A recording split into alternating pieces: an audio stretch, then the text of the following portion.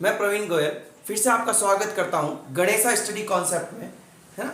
आपके द्वारा दिए गए इतने प्यार और सम्मान के लिए बहुत बहुत धन्यवाद। देखिए, आपने इतना लाइक दिया, सब्सक्राइब किया, इसके लिए आपको बहुत बहुत धन्यवाद। आज अपन चाह बात कर रहे थे, इससे जस्ट पहले अपने जो क्लास ली थी उसमें मैंने आप लोगों को जो है वो भौतिक परिवर्तन जो है उसके बारे में बताया था, यानी अवस्थाओं में जो परिवर्तन है उसके बारे में अपन ने बात की थी कि किस तरीके से क्या क्या ऐसे जो फैक्टर लगते हैं जिससे अवस्थाओं में क्या होता है, परिवर्तन होता है। आज हम इसी वर्गीकरण का, द्रव्य के वर्गीकरण की बात कर रहे हैं। उसका दूसरा जो है वो वर्गीकरण पढ़ेंगे रासायनिक आधार पर। किसके आधार पर? रासायनिक आधार पर वर्गीकरण।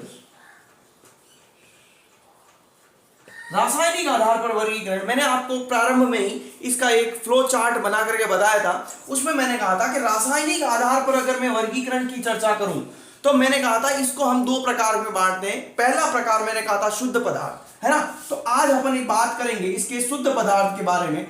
शुद्ध पदार्थ, यहां से कई प्रकार के जो है वो प्रश्न जरूर बनते हैं। शुद्ध पदार्थ क्या होता है? Pure substance, pure metal, pure जो है बात करेंगे।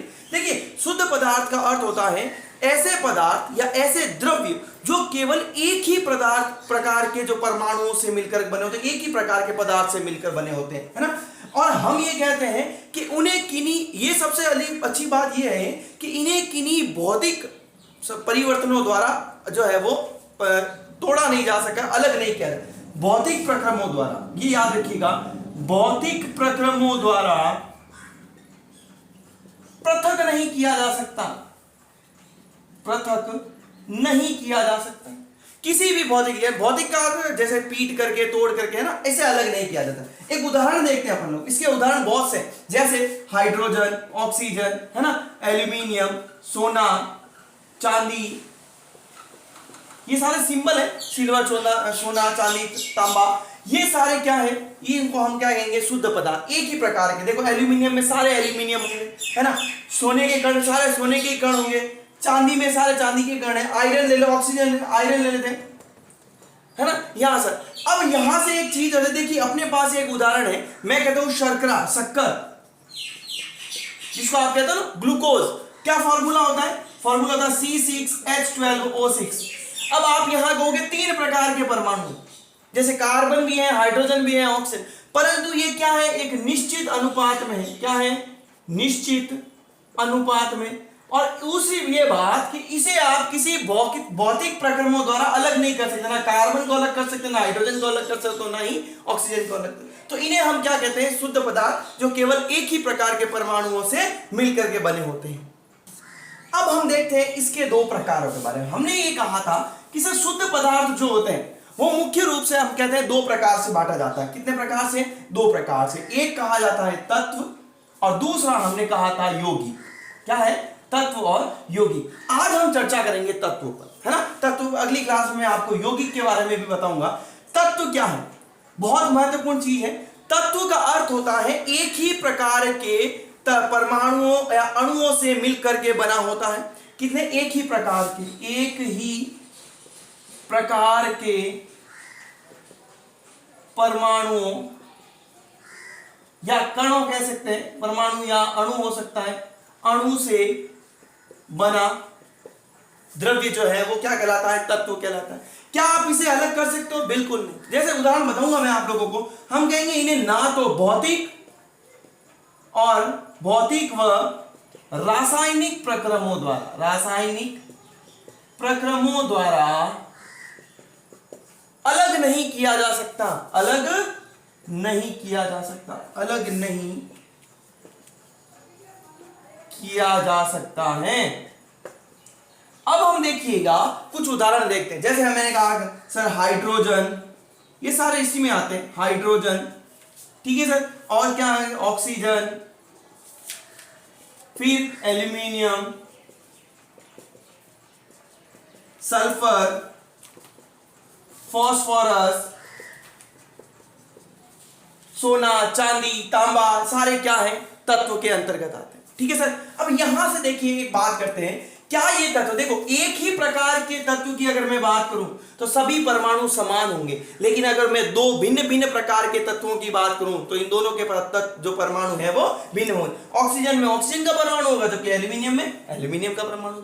अब यहां से एक चर्चा करते, देखिएगा हम ये कहते हैं कि कुछ तत्व ऐसे होते हैं जो सिंगल परमाणु होते हैं, एक तत्व है ना, तत्व कुछ तो होते हैं कि जिसमें एक ही प्रकार, जैसे अपन कहेंगे कि हाइड्रोजन, ये सॉरी हाइड्रोजन में H2 की फॉर्म में होता है। तो देखिए यहां पर अपन कहेंगे एल्यूमिनियम है ना, Ag चांदी, यहां पे अपन कहेंगे सोना, ये सारे क्या है एक ही प्रकार के होते हैं। जबकि कुछ ऐसे होते हैं जिनमें दो या दो से अधिक परमाणु आपस में संयोजित होकर के, दो या दो से अधिक परमाणु आपस में संयोजित होकर के क्या करते हैं, अणु का निर्माण करते हैं, और अणु के रूप में वो क्या रहते हैं, वर्तमान जो स्थायी रूप में रहते हैं। जैसे हमने कहा ऑक्सीजन O2 की फॉर्म में, कभी सिंगल ऑक्सीजन के रूप में नहीं रहेगा। जैसे हाइड्रोजन दो, कुछ ऐसे हैं जो दो से ज्यादा भी रहते हैं, जैसे फास्फोरस P4 के रूप में रहता है, फास्फोरस हमेशा P4 में रहता है। सल्फर S8 में, यानी 8 सल्फर के अणु रहकर जो परमाणु है वो मिलकर के एक अणु का निर्माण करते हैं, जो ही क्या रहता है, स्थायी रूप से रह पाता है।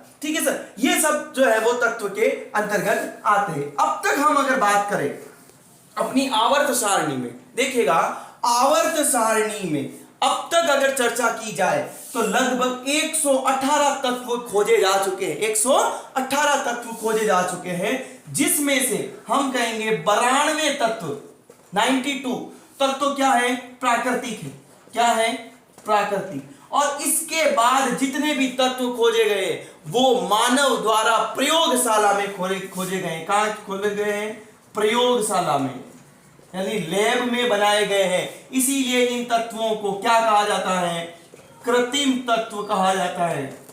क्या कहा जाता है, कृत्रिम तत्व या संश्लेषित तत्व या मानव निर्मित तत्व, मानव निर्मित तत्व भी कहा जाता है।